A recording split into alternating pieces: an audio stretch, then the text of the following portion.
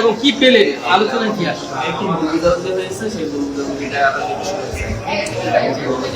বিভিন্ন বাইরের বিভিন্ন গোষ্ঠী জড়িত আছে, আমরা যেটা দেখছি।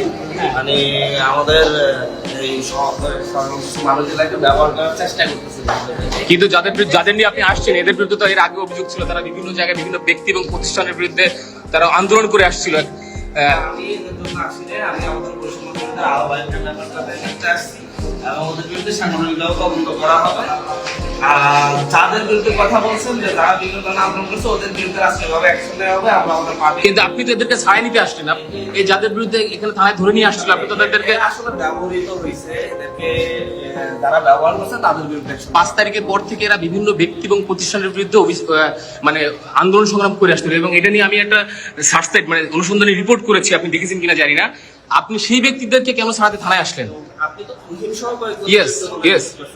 ওরাও ছিল, ওই ছেলেটা সহ ওদেরকে অ্যারেস্ট করার কথা আমরা বলছি। তুহিনের সাথে মানে একজন এরা তো তুহিনেরা সব একসাথে। আপনি কি এদেরকে লিড দিচ্ছিলেন কিনা পিছন থেকে?